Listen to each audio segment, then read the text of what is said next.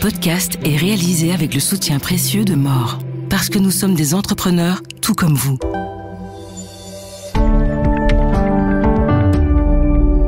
Demain, vos collègues seront des intelligences artificielles. Les géants de la tech, de Nvidia à Google, préparent une nouvelle ère, celle des agents IA, des intelligences artificielles capables d'agir, de raisonner, même de collaborer entre elles, comme le feraient des humains. Jensen Huang, le patron de Nvidia, y voit le futur du travail des entreprises où les humains et les intelligences artificielles formeront des équipes hybrides, une révolution donc technologique mais aussi humaine, qui soulève pas mal de questions. Et pour en parler, j'ai invité Georges Caron, qui est directeur du business développement IA chez Yuma, qui est un acteur pionnier dans la transformation des entreprises à l'ère de l'intelligence artificielle. Ensemble, on va explorer ce qui nous attend, l'ère des collègues virtuels. Alors Georges, bonjour. Bonjour. Alors Jensen Huang, je le disais, le grand patron de Nvidia, qui est un peu une star maintenant, avait en début d'année marqué les esprits au CES de Las Vegas en affirmant que toutes les entreprises auraient désormais des collègues, des humains, et surtout des armées de collègues virtuels. Alors vous qui êtes au cœur, je dirais avec Yuma, on va en parler, de la transformation IA des entreprises, comment vous analysez ces propos ? Alors merci d'abord pour votre invitation et c'est avec grand plaisir que je suis là aujourd'hui avec vous Christophe. Alors c'est vraiment une question fondamentale et j'ai envie de commencer ma réponse en vous demandant mais c'est quoi une entreprise et c'est quoi en fin de compte des collègues et c'est quoi un département ? Et donc tout va partir effectivement de notre organisation en tant qu'humain avant de parler de collègues virtuels. Il faut quand même se dire que nous vivons aujourd'hui dans une entreprise ou de toute façon aussi en termes de société. En tant qu'humains, nous sommes des gens en fait collaboratifs. Nous avons cette propension à vouloir s'aider les uns les autres et en fin de compte, le principe d'agent IA va tout simplement dans la même direction de collaboration. Alors, cette déclaration n'est pas anodine puisqu'effectivement, elle se pose fondamentalement à l'essence même de ce qu'est une entreprise et de la façon dont on veut organiser l'entreprise du futur. On peut être d'accord avec lui. La question n'est pas de dire est-ce que demain on aura des agents IA comme collègues ? Ça, c'est aujourd'hui une réalité. La question, c'est comment ? Comment est-ce qu'on va faire en fait pour adapter les organisations actuelles entre les collègues humains et justement les collègues virtuels comme vous en parliez. Ok, donc pour bien décrypter ce que vous me dites, c'est-à-dire que vous dites aujourd'hui c'est déjà une réalité, c'est-à-dire que qu'aujourd'hui on peut déjà considérer que les entreprises sont à la fois hybrides, c'est-à-dire qu'il y a de l'humain et il y a déjà, vous trouvez, des collègues virtuels ? Mais de toute façon, quand aujourd'hui vous utilisez un ChatGPT ou un copilote ou tout autre système similaire au sein de votre entreprise à titre individuel, par définition, vous êtes déjà accompagné par une IA ou en tout cas mais par... ça, ce que vous voyez, pardon, c'est pour bien comprendre, ce que vous voyez dans les entreprises, c'est quoi ? C'est qu'aujourd'hui, c'est plus à titre individuel, c'est pas encore hyper structuré ? C'est-à-dire que chacun a un petit peu ses agents, donc des espèces de collègues cachés dans les placards ? C'est ça, donc aujourd'hui on voit, alors tout va très vite, c'est un petit peu bateau de dire ça, mais c'est une réalité de terrain. L'année passée, je dirais que la plupart des entreprises étaient plutôt dans une phase d'exploration de ce que l'IA peut faire pour eux. Et comme vous le dites très justement, aujourd'hui, la plupart des entreprises ont soit travaillé déjà avec des IA individuels, donc c'est-à-dire des GPT ou en tout cas des chats pour aller poser certaines questions et c'est fait de manière différente en fonction de certaines entreprises. Donc ça, c'est vraiment la première grande étape. Et d'autres, évidemment, se sont déjà aventurés sur l'implémentation dans leurs organisations de systèmes d'intelligence artificielle un petit peu plus complexes ou un petit peu plus recherchés. On va parler par exemple d'interfaces pour aller chercher dans des documents une information par exemple qui se trouve dans l'entreprise pour tout simplement faciliter l'accès. D'accord. Et là, je vous entends et donc effectivement, on le comprend bien, mais on se dit aujourd'hui, ce sont des outils. Là, quand on revient à ces déclarations de début d'année de Jensen Huang et cette vision d'avoir des collègues virtuels, on en est loin. Là, on est sur des petits outils qui vont chercher des informations, le principe de l'agent IA, ça va quand même beaucoup plus loin. Exact. D'abord, il faut savoir c'est quoi un agent. Et, ouais, justement. Et donc, je vous pose la question, c'est quoi un agent Absolument, absolument. Et donc, je vais y répondre, Christophe. La vraie question est de savoir, avant de définir ce qu'est un agent, c'est de nouveau, je reviens sur la partie organisation d'entreprise et la place de l'humain, effectivement, par rapport à un agent. Alors, c'est quoi un collègue, en fin de compte? C'est quoi un humain qui travaille au sein d'une entreprise? Eh bien, c'est tout simplement une personne qui a une capacité de réflexion et qui a une capacité d'action et qui va avoir aussi une certaine compétence. Et donc, ces trois éléments, en fin de compte, se retrouvent tout simplement au sein d'un agent IA qui, grosso modo, fait exactement la même chose. Donc, il va avoir effectivement une capacité de réflexion. A priori, il est capable aussi de pouvoir collaborer d'une certaine manière. On reviendra là-dessus après. Et il a surtout une capacité d'action.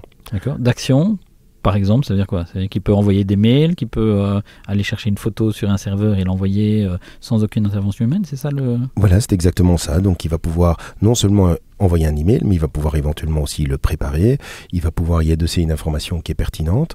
On peut aller plus loin, on peut avoir des agents qui s'intègrent directement, par exemple, dans des systèmes industriels qui vont pouvoir...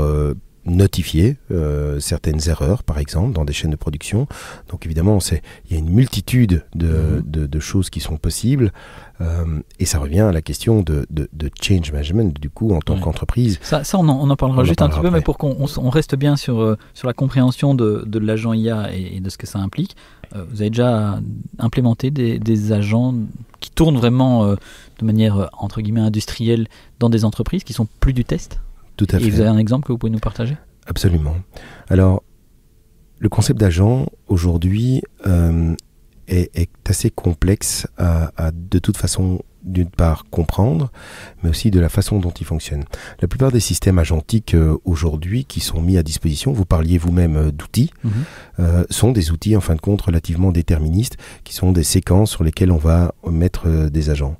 Exemple, j'ai une séquence, par exemple, ou un processus interne au sein de mon entreprise qui est assez bien identifié. Je reçois, par exemple, un email. Cet email est traité avec une demande dans une base de données X. Et puis après, je retire une information de cette base de données et je peux, du coup, renvoyer un email avec la réponse qui est demandée. Donc, c'est juste un exemple. Ça reste effectivement une version processisée d'un système d'agents.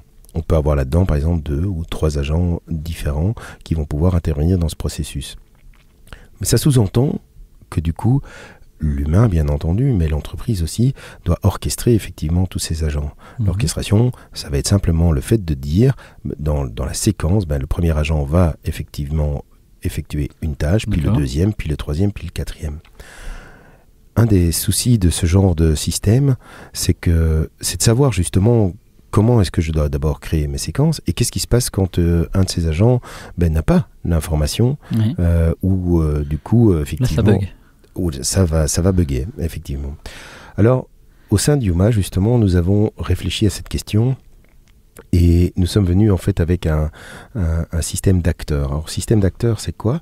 Le système d'acteurs c'est vraiment, vous voyez ça un peu comme une équipe de fourmis qui a chacun en fait sa capacité à pouvoir être autonome et de pouvoir prendre aussi des décisions. En gros c'est quoi? C'est par exemple chacun reçoit des messages, peut prendre ses propres décisions et peut à son tour, du coup, envoyer des messages à d'autres membres. Et ça, c'est un concept qui date des années 70, le modèle d'acteur. Rien de nouveau. Rien de nouveau, en tout cas au niveau de la façon de fonctionner. Mais ce qui change principalement, c'est le fait que tous ces acteurs, tout ce monde va pouvoir travailler en parallèle, sans se marcher dessus. Donc ça veut dire que je reprends mon exemple précédent. Si un acteur devait tomber, par exemple, mais les autres continuent à fonctionner. Donc dans le cadre de l'IA, ça veut dire que si un acteur, par exemple, n'a pas une réponse, soit il va demander à un humain, par exemple, ou alors effectivement il va être capable de pouvoir, de pouvoir sortir de la chaîne, mais les autres agents vont pouvoir continuer à travailler. D'où le côté très hybride finalement. Donc c'est là quelque part qu'on doit comprendre que les agents IA vont vraiment devoir collaborer, ils ne vont pas les remplacer les humains, et qu'il va y avoir ces interactions finalement beaucoup plus importantes entre machine, homme, et ce sera plus juste l'homme qui posera les questions à la machine, et la machine ira aussi elle-même spontanément interroger l'humain. C'est exactement ça. Donc l'idée, c'est vraiment de créer une sorte d'écosystème d'intelligence qui coopère. Donc c'est vraiment l'idée qui est derrière. Mais donc ça veut dire, pardon Georges, mais ça veut vraiment dire que du coup, on a vraiment des équipes purement intégrées. C'est-à-dire, aujourd'hui, c'est pas le cas. Aujourd'hui, on a des humains qui utilisent des outils. Demain, on aura vraiment, enfin c'est votre vision en tout cas, et c'est celle que pas mal d'experts semblent partager aujourd'hui, on aura vraiment ce côté hybride. Et c'est pour bien comprendre cette différence que je viens un petit peu chercher les réponses, mais c'est très différent en fait. Et qu'est-ce que ça va avoir comme implication réelle au quotidien pour les humains ? Alors vous avez raison, c'est vraiment différent. Donc on part effectivement de quelque chose qui est juste un outil auquel on s'adosse, qui devient effectivement plutôt stratégique. Alors l'IA agentique, c'est vraiment effectivement l'idée d'être capable de pouvoir s'organiser, de raisonner et d'agir sans qu'un humain lui-même doive orchestrer manuellement la totalité. Donc il y a une certaine autonomie effectivement dans les systèmes d'agents et en tout cas dans les systèmes agentiques tels que nous chez Yuma on les voit. Et donc je parlais du système d'acteurs, c'est pour ça que nous on a développé justement effectivement ce framework, je vais l'appeler comme ça, qui est un framework acteur-agent qu'on appelle Agent, voilà. Okay. Et que vous appelez chez Yuma. Que nous appelons chez Yuma. Concept Agent. maison. Okay. Voilà, c'est ça.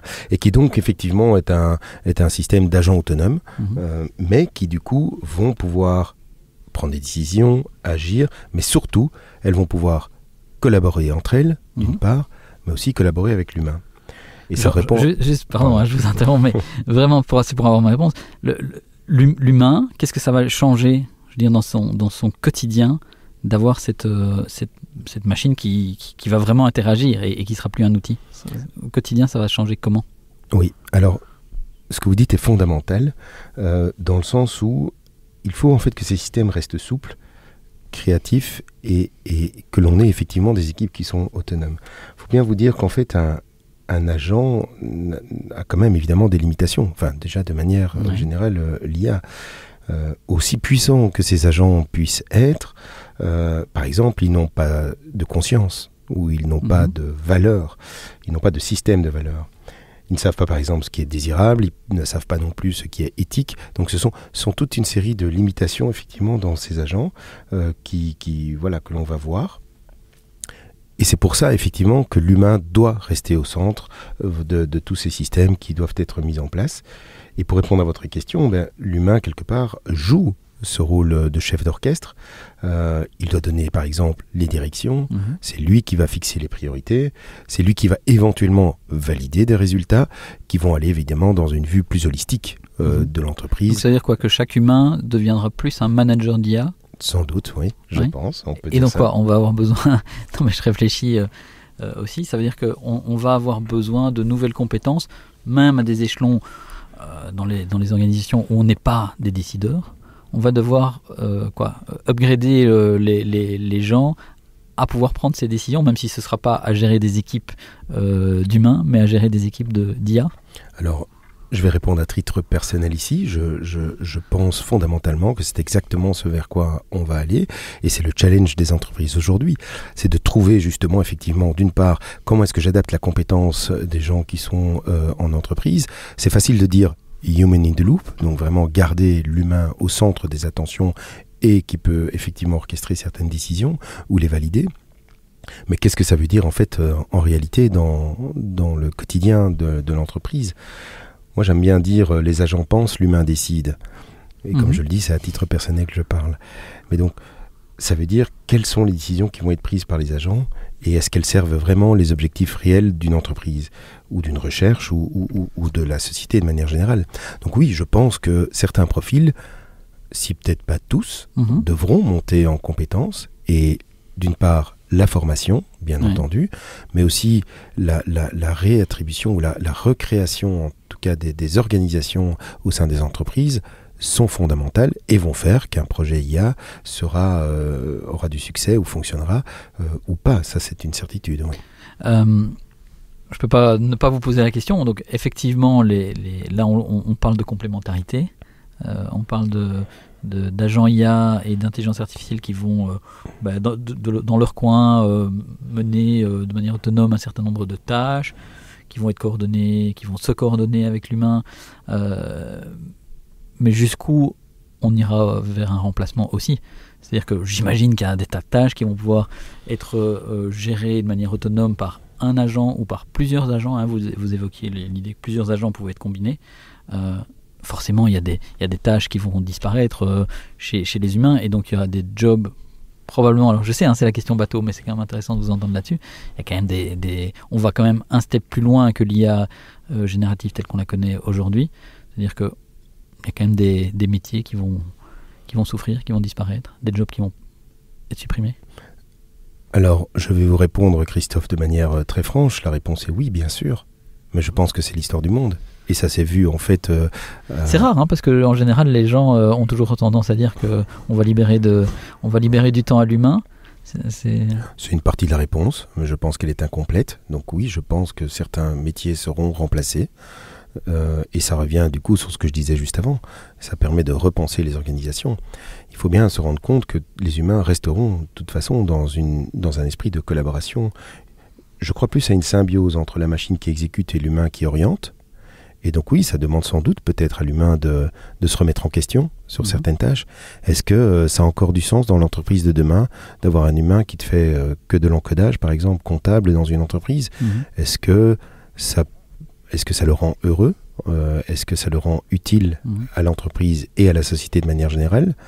Voilà, je ne vais pas philosopher là-dessus aujourd'hui. Mais ce sont des questions, en tout cas, je pense qu'il faut se poser. Je pense que là où se joue certainement l'avenir de l'intelligence artificielle, et vous le dites très justement, c'est une frontière qui sans doute est subtile entre autonomie et contrôle et automatisation et responsabilité de l'humain en fin de compte. Intéressant. Dernière petite question, parce que je vois que le temps file.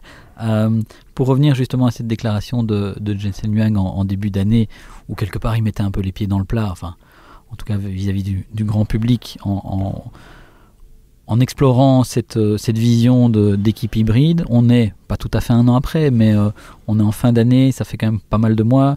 L'IA bouge vite, très vite. On en est où aujourd'hui, et à quel horizon vous pensez que ce sera purement une réalité, cette vision-là? Alors, pour être tout à fait transparent, les premiers systèmes hybrides et de multi-agents, comme je viens de l'expliquer, que l'on est occupé à implémenter, les premiers déploiements réels se font maintenant ici depuis, je dirais, 2-3 mois. Donc, on commence à vraiment voir la puissance de ces systèmes que l'on implémente au sein de très grandes entreprises. Et je pense qu'effectivement, ça va prendre encore un petit peu de temps, tout simplement parce que l'humain doit s'adapter aussi.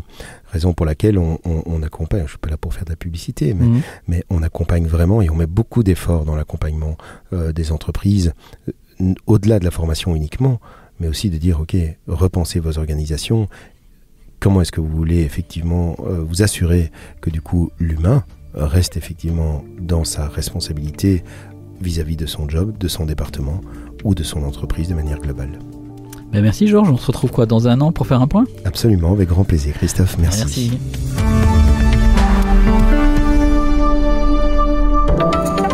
Chaque euro investi doit créer de la valeur. Croissance, différenciation, résilience, transformez vos dépenses en accélérateur de business. More, parce que nous sommes des entrepreneurs tout comme vous.